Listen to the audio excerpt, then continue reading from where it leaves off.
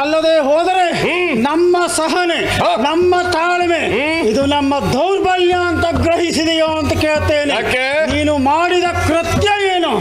ಮಗ ಎಂಬಂತಹ ವ್ಯಾಮೋಹ ನಿನ್ನ ನೆತ್ತಿಗೆ ಏರಿದೆ ಅಲ್ಲವೋ? ಅದಕ್ಕಾಗಿಯೇ ನೀನು ಮಾಡಿದ ಕೃತ್ಯ ದೇವಸೇನಾನಿಯನ್ನ ಕೆಡಹಿದ್ದೀಯ. ಹೆಚ್ಚಾಕೆ ನನ್ನ ಮಗನನ್ನ ಕೆಡಹಿದ್ದೀಯ. ಯಾಕೆ ಇಂತಹ ಕೃತ್ಯವನ್ನ ಮಾಡಿದೆ ಅಂತ ಹೇಳು. ಅದು ಅಲ್ಲದೆ ಮತ್ತೆ ಶೂಲವನ್ನ ಹಿಡಿದು ರಣಾಂಗಣದಲ್ಲಿ ನಿಂತಿದ್ದೀಯ. ಏನ ಬೆದರುವ ಅಂತ ಮಾಡಿದ್ದೀಯ. ಹಿಡಿದದ್ದು ಇದು ತಪೋದಂಡ.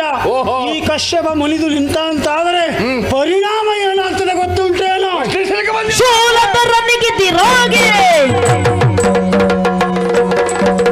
ಶೂಲಧರನಿಗಿದಿರಾಗಿ ಬಂದೆಯ ಮೃಡನಿಗೆ ಸಮನಾಗಿ, ಬಂದೆಯ ಮೃಡನಿಗೆ ಸಮನಾಗಿ, ಶೂಲಧರನಿಗಿದಿರಾಗಿ ಬಂದೆಯ ಮೃಡನಿಗೆ ಸಮನಾಗಿ. ಕಶ್ಯಪ ಬ್ರಹ್ಮ ಈಶೋ ತ್ರಿಮೂರ್ತಿಗಳದ್ದು ಸೃಷ್ಟಿ ಸ್ಥಿತಿ ಲಯ ಕಾರ್ಯ. ಆ ನಿಟ್ಟಿನಲ್ಲಿ ಲಯಕರ್ತವಾಗಿ ನಾನಿದ್ದರೆ ಈ ಹೊತ್ತು ಆ ಚತುರ್ಮುಖ ಬ್ರಹ್ಮನಿಗೆ ಸಮನಾಗಿ ಕಶ್ಯಪ ಬ್ರಹ್ಮನ ಸ್ಥಾನದಲ್ಲಿರುವ ನೀನು ನನಗೆ ಇದಿರಾಗಿ ನಾನು ಸಮಾನನಿದ್ದೇನೆ, ನಾನು ಆ ಪರಶಿವನನ್ನ ಎದುರಿಸಬಲ್ಲೆ ಎಂಬಂತಹ ಅಹಂಕಾರದಿಂದ ನೀ ಬಂದ ಹಾಗೆ ಅನ್ನಿಸ್ತಾ ಇದೆ. ಅಲ್ಲದೆ ಹೋದ್ರೆ ನನ್ನ ಮಗನಾದಂತಹ ಮಾಲಿಗೆ ಮಾಡಿದಂತಹ ಅನ್ಯಾಯವನ್ನು ಪ್ರಶ್ನಿಸುವುದಕ್ಕೆ ಬಂದ್ರೆ ಆ ಸೂರ್ಯ ತಾನು ಮಾಡಿದ್ದೇ ಸರಿ ಎಂಬಂತೆ ವಾದಿಸಿದ. ಆ ನಿಟ್ಟಿನಲ್ಲಿಯೇ ಒಬ್ಬ ತಪಸ್ವಿಯ ತಪೋಭಂಗ ಮಾಡಿದ್ದಕ್ಕೆ ಬೇಕಾಗಿ ಸೂರ್ಯನನ್ನ ಕೆಡಹಿದ್ದೇನೆ. ಪ್ರಶ್ನಿಸುವುದಕ್ಕೆ ನೀ ಬಂದರೆ ಹರ ಬೆದರಲಿಕ್ಕಿಲ್ಲ. ಅಂದರೆ ನಮ್ಮಿಂದ ಮೋಸ ಆಗಿದೆ, ತಪ್ಪಾಗಿದೆ ಅಂತ ಹೇಳಿ ಖಂಡಿತವಾಗಿ ಆಗಿದೆ. ನಿನ್ನ ಪುತ್ರ ವ್ಯಾಮೋಹ ಎನ್ನುವಂತಹದ್ದು ನಿನ್ನ ಬುದ್ಧಿಯನ್ನ ಇಷ್ಟು ಅಂಧಕಾರದಲ್ಲಿ ಮುಳುಗಿಸಿದೆ ಎನ್ನುವುದು ತಪ್ಪಲ್ಲ. ಯಾಕೆ? ಅಹಂಕಾರ ಅಂತ ನನಗೆ ಹೇಳ್ತಾ ಇದ್ದೀಯಲ್ಲ. ಅಹಂಕಾರ ನಮ್ಮದ್ದಲ್ಲ, ಅಹಂಕಾರ ಅಲ್ಲ ಬಂದದ್ದು. ಅಹಂಕಾರ ಸೊಕ್ಕು ಬಂದದ್ದು ನಿನಗೆ. ಅದು ನಿನಗೆ ನೆನಪಿರಬೇಕು. ಅಲ್ಲದೆ ಹೋದ್ರೆ ನೀನು ಮಾಡಿದ್ದು ನನ್ನ ಮಗ ತಪ್ಪು ಮಾಡಿದ್ದಾನೆ ಅಂತ ಹೇಳ್ತೀಯ, ಅಹಂಕಾರದಿಂದ ನಾನು ಬಂದಿದ್ದೇನೆ ಅಂತ ಹೇಳ್ತೀಯ. ನಿನ್ನ ಮಗನ ಪರವಾಗಿ ನೀನು ಬರ್ತೀಯ ಅಂತ ಆದ್ರೆ ನನ್ನ ಮಗನ ಪರವಾಗಿ ನಾನು ಬರುವುದರ ತಪ್ಪೇನಿದೆ ಅಂತ ಕೇಳ್ತೇನೆ. ಇದು ಅಹಂಕಾರ ಅಂತ ಆಗುವುದಿಲ್ಲ. ನೀನು ಯುದ್ಧಕ್ಕೆ ಬಂದದ್ದು ಸರಿ ಅಂತ ಹೇಳ್ತಾ ಇದ್ದೀಯ. ತಪ್ಪು ಮತ್ತು ಮೋಸ ಎನ್ನುವಂತಹದ್ದು ನಿನ್ನಿಂದಲೇ ನಡೆದದ್ದು. ಅದರ ಪರಿಕಲ್ಪನೆ ನಿನಗಿಲ್ಲ ಅಷ್ಟೇ. ನೀನು ಮಾಡಿದ್ದೇ ತಪ್ಪು ಅಂತ ಹೇಳ್ತೇನೆ ನಾನು. ಅದಲ್ಲದೆ ಹೋದ್ರೆ ನೀನು ಗೈದ ಕೃತ್ಯ ಏನಾಯ್ತು ಗೊತ್ತುಂಟು. ಲೋಕದಲ್ಲಿ ನಾವು ತ್ರಿಮೂರ್ತಿಗಳು ಎಲ್ಲರಿಗೂ ತಂದೆ ತಾಯಿ ಸಮಾನವೇ ಹೌದು. ಆದರೆ ನಿನಗೆಲ್ಲಿಯ ಮಗನ ವ್ಯಾಮೋಹವ? ಮದುವೆ ಉಂಟೇನಾ? ನಿನಗೆ ಸಂಸಾರ ಉಂಟೇನಾ? ಇರಲಿ, ಅವನನ್ನ ಮಗ ಅಂತ ಒಪ್ಪಿಕೊಂಡಿದ್ದೀಯಲ್ಲ, ಅಷ್ಟು ಅತಿಯಾಗಿ ಒಪ್ಪಿಕೊಂಡದ್ದು ನಿನ್ನದು ತಪ್ಪು ಅಂತ ಹೇಳ್ತೇನೆ ನಾನು. ಅಷ್ಟೇ ಅಲ್ಲ, ವ್ಯಾಮೋಹ ಇನ್ನೂ ಮುಂದುವರಿದು ಅವನಿಗಾಗಿ ವರ ಕೊಡುವುದಕ್ಕೆ ಮುಂದಾದ ನೀನು. ಕೊಟ್ಟಿದ್ದೀಯ. ವರದ ರೂಪವಾಗಿ ಏನು ಗೈದೆ ನೀನು? ಅವನ ಮನಸ್ಸಿಗೆ ಬಲವನ್ನು ಕೊಟ್ಟೆ, ಸುಮಾಲಿಯನ್ನು ಸೃಷ್ಟಿಸಿ ನಿನ್ನದ್ದಾದಂತಹ ಅಷ್ಟಶಕ್ತಿಯಲ್ಲಿ ಒಂದು ಶಕ್ತಿಯನ್ನು ತುಂಬಿದೆ, ಸೃಷ್ಟಿಯನ್ನ ಮಾಡಿದೆ. ತ್ರಿಮೂರ್ತಿಗಳು ನಾವು, ಹೌದಾ? ಶ್ರೀಹರಿಯ ಕಾರ್ಯ ಏನು? ಪಾಲನೆಯನ್ನ ಮಾಡುವುದು. ನಿನ್ನ ಕಾರ್ಯ ಏನು? ಲಯವನ್ನು ಗೊಳಿಸುವಂತ. ಸೃಷ್ಟಿ ಕಾರ್ಯ ಯಾರದ್ದು? ಈ ಬ್ರಹ್ಮನದ್ದಲ್ವಾ? ನಾನು ಮಾಡುವಂತಹ ಸೃಷ್ಟಿ ಕಾರ್ಯ ನೀನು ಯಾಕೆ ಮಾಡಿದೆ? ನಾನು ಮಾಡೋ ಕೆಲಸ ನೀನು ಯಾಕೆ ಮಾಡಿದೆ ಅಂತ ಹೇಳು. ಅದಕ್ಕಾಗಿ ನೀನು ಮಾಡೋ ಕೆಲಸವನ್ನು ನಾನು ಮಾಡ್ಲಿಕ್ಕೆ ಬಂದಿದ್ದೇನೆ. ಹಾಗೆ ನೋಡಿದರೆ ನಾನು ನನ್ನ ಮಗನಿಗೆ ಬಲವನ್ನು ಸೃಷ್ಟಿಸಿ ಕೊಟ್ಟೆ ಅಂತೆಂಬಲಿಗೆ ಆ ನನ್ನ ಮಗನನ್ನ ಲಯಗೊಳಿಸುವಲ್ಲಿ ಪ್ರಯತ್ನ ಮಾಡಿದ ನಿನ್ನ ಮಕ್ಕಳಿಗೆ ನೀ ಸಹಾಯ ಮಾಡಿದಿಲ್ಲ. ಸಹಾಯ ಮಾಡಿದ್ದೇನೆ. ತಪ್ಪೇನು ಅಂತ ಕೇಳ್ತೇನೆ. ನಿನ್ನ ದೃಷ್ಟಿಯಲ್ಲಿ ಅದು ಮೋಸ ಅಂತ ಆಗ್ತದೆ ಅಂತ. ಹೌದು. ಉಳಿದ ಈ ಲೋಕದಲ್ಲಿ ಯಾರ ದೃಷ್ಟಿಯಲ್ಲೂ ಅದು ಮೋಸ ಅಂತ ಆಗುವುದಿಲ್ಲ. ಒಂದು ಲೋಕ ಕಲ್ಯಾಣಕ್ಕಾಗಿ, ಒಂದು ಲೋಕದ ಉದ್ಧಾರಕ್ಕಾಗಿ, ಒಂದು ಪೀಠದ ಉದ್ಧಾರಕ್ಕಾಗಿ ನಾವು ಎಲ್ಲರೂ ಶ್ರಮ ಪಡ್ತಾ ಇದ್ದೇವೆ ಅಂತ ಆದರೆ ಅದು ಮೋಸ ಅಂತ ಆಗುವುದಿಲ್ಲ. ನಿನ್ನೊಬ್ಬನ ದೃಷ್ಟಿಯಲ್ಲಿ ಮೋಸ ಆಗ್ತದೆ. ಯಾಕೆ? ನಿನಗೆ ತಲೆಗೆ ಹತ್ತಿದಂತಹ ಪುತ್ರ ವ್ಯಾಮೋಹ, ಅದಕ್ಕಾಗಿ ನಿನಗದು ಮೋಸ ಅಂತ ಕಾಣ್ತದೆ. ಉಳಿದ ಯಾರ ದೃಷ್ಟಿಯಲ್ಲೂ ಅದು ಮೋಸ ಅಲ್ಲ. ಅಷ್ಟಕ್ಕೂ ನಾವು ಮೋಸ ಮಾಡಿದವರಲ್ಲ. ಮತ್ತೆ ನೀನು ವರ ಕೊಟ್ಟಿದ್ದು ಏನು? ಸುಮಾಲಿಯ ಸಾಂಗತ್ಯ ಇರುವಲ್ಲಿಯವರೆಗೆ ಮಾಲಿಗೆ ಸೋಲಿಲ್ಲ ಎನ್ನುವುದಾಗಿ ವರ. ಹೌದಾ? ಹೌದು. ಮುಂದೆ ಬರೆದು ಹೇಳಿದ್ದೇನೆ.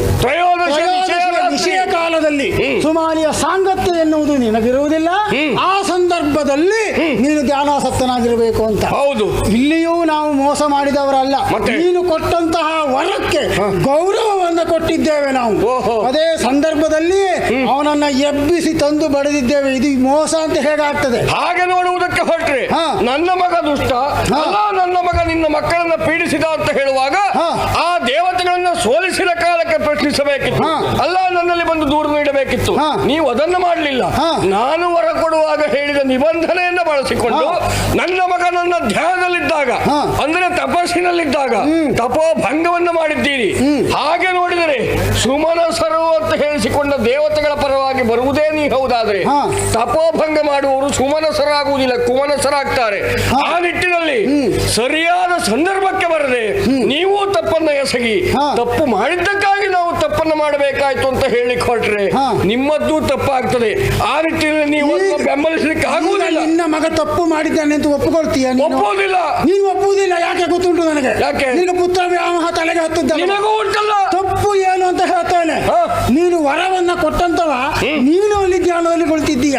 ವರ ತಕೊಂಡವ ಏನು ಮಾಡಿದ ಅಂತ ನೀನು ಗ್ರಹಿಸಿದ್ದೀಯ. ಏನಾಯ್ತು? ಅವು ಮಾಡಬಹುದೇನೋ ಅದನ್ನ? ಏನಾಯ್ತು? ದೇವಲೋಕಕ್ಕೆ ದಾಳಿ ಇಟ್ಟ. ಇಡಲಿ. ಅಲ್ಲಿರುವಂತಹ ದೇವತೆಗಳನ್ನೆಲ್ಲ ಬಡಿದೋಡಿಸಿದ. ಬಡಿಲಿ. ದೇವ ಪೀಠವನ್ನ ಏರಿ ಕುಳಿತ. ಯೋಚನೆ ಮಾಡು. ಹಾ. ಇಂದ್ರ ಪದವಿಯನ್ನು ಪಡೆಯುವುದಕ್ಕೆ ಆ ವಿಪಶ್ಚಿತ್ತು ಶತಯಾಗಗಳನ್ನು ಮಾಡಿ ತ್ರಿಮೂರ್ತಿಗಳನ್ನು ಮೆಚ್ಚಿಸಿದ್ದಾನೆ. ಹಾ. ಅವ ತನ್ನ ಸಾಮರ್ಥ್ಯದಿಂದ ಪಡೆದಿದ್ದಾನೆ ಅಂತ ಅರ್ಥ. ಹಾ. ಅದೇ ರೀತಿಯಲ್ಲಿ ಹಾ. ನನ್ನ ಮಗನೂ ಕೂಡ ತನ್ನ ಬಲದಿಂದ ಹಾ. ಅಲ್ಲ ನಾ ಕೊಟ್ಟಂತಹ ವರದ ಬಲದಿಂದ ಹಾ. ಸಾಮರ್ಥ್ಯದಿಂದ ಗೆದ್ದುಕೊಂಡ್ರೆ ತಪ್ಪೇನು ಅಂತ ಕೇಳ್ತೇನೆ. ಅದು ನಿನ್ನ ತಪ್ಪ ಕಲ್ಪನೆ ಅಂತ ನಾನು ಹೇಳ್ತೇನೆ. ಯಾಕೆ? ದೇವಪೀಠ ಎನ್ನುವಂತಹದ್ದು ಹಾ. ಅವನಲ್ಲಿ ವಿಪಶ್ಚಿತ್ತು ದೇವೇಶನನ್ನ ಕೂರಿಸಿದ್ದು ಯಾರು? ನಾವು ತ್ರಿಮೂರ್ತಿಗಳೇ ಅಲ್ವಾ? ಹೌದು. ತ್ರಿಮೂರ್ತಿಗಳೇ ಆದಂತಹ ನಾವು ಆ ಪೀಠದಲ್ಲಿ ದೇವೇಶನನ್ನ ಕೂರಿಸಿದ್ದೇವೆ ಅಂತ ಆದ್ಮೇಲೆ ದೇವಪೀಠದ ರಕ್ಷಣೆ, ದೇವತೆಗಳ ರಕ್ಷಣೆ, ದೇವಲೋಕದ ರಕ್ಷಣೆ ತ್ರಿಮೂರ್ತಿಗಳ ಕರ್ತವ್ಯ ಅಂತ ಆಗ್ತದೆ. ಓಹೋ. ಈಗ ತ್ರಿಮೂರ್ತಿಗಳಲ್ಲಿ ಒಬ್ಬ ನೀ ಹೌದಾ ಅಲ್ವಾ? ಹೌದು. ನಿನ್ನ ಕರ್ತವ್ಯವನ್ನು ನೀ ಮಾಡಿದ ಹಾಗಾಯ್ತಾ?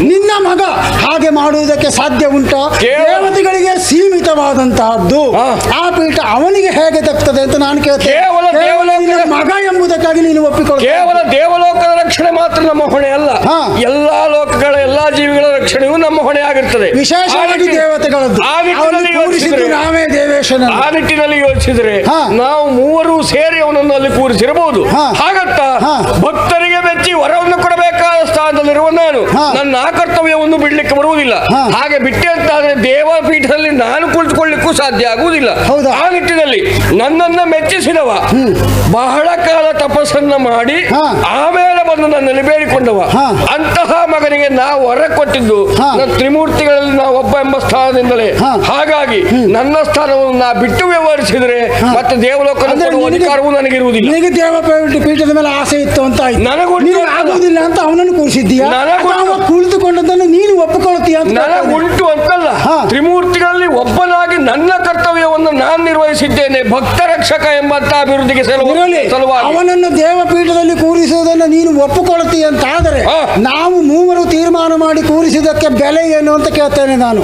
ಅದನ್ನ- ಏನು ಅಂತ ಕೇಳ್ತೇನೆ. ಕೊಟ್ಟಂತಹ ಪೀಠವನ್ನು ಉಳಿಸಿಕೊಳ್ಳುವ ಹೊಣೆಗಾರಿಕೆ ನಿನ್ನ ಮಗನದ್ದು, ಹಾ. ಅಂದ್ರೆ ದೇವೇಂದ್ರನದ್ದು. ಹಾ. ಅವನಿಗೆ ತೊಂದರೆಯಾದಾಗ ಬಂದು ನಮ್ಮಲ್ಲಿಯೇ ಹೇಳಬೇಕಿತ್ತು. ಆ ಪೀಠವನ್ನು ಉಳಿಸುವುದಕ್ಕಾಗಿಯೇ ನಾವು ಈ ಕೃತ್ಯವನ್ನು ಮಾಡಿದ್ದು. ಆದ್ರೆ ನಿನ್ನದಾದಂತಹ ವರಕ್ಕೆ ಗೌರವವನ್ನು ಕೊಟ್ಟು ಈ ಕೆಲಸ ಮಾಡಿ ಒಂದೊಮ್ಮೆ ನೀವು ಉಳಿಸುವುದೇ ಹೌದಾಗಿದ್ರೆ ಹಾ. ತ್ರಿಮೂರ್ತಿಗಳಾಗಿ ನಾವು ಮೂವರು ಒಟ್ಟಾಗಿ ಇರುವಾಗ ಒಂದು ಹೇಳಬೇಕಿತ್ತು. ಏನು ಹೇಳಬೇಕಿತ್ತು? ಮೂವರನ್ನು ಒಗ್ಗೂಡಿಸಿ ಹೇಳಬೇಕಿತ್ತು. ಏನು ಹೇಳಬೇಕಿತ್ತು? ಯಾರೋ ಒಬ್ಬರಲ್ಲಿ ಹೋಗ್ಕೊಂಡು ಹಾ. ಅಯ್ಯೋ ಅಪ್ಪ ಹೀಗಾಗಿ ಹೋಯ್ತು ಅಂತ ಒಂದು ಊರ್ತಾನೆ ಅಂತಾದ್ರೆ ಹಾ. ಅವ ನಿನ್ನನ್ನು ಮಾತ್ರ ಮೆಚ್ಚಿದ್ದಾನೆ, ನನ್ನ ಮೆಚ್ಚಲಿಲ್ಲ ಅಂತ ಅರ್ಥ.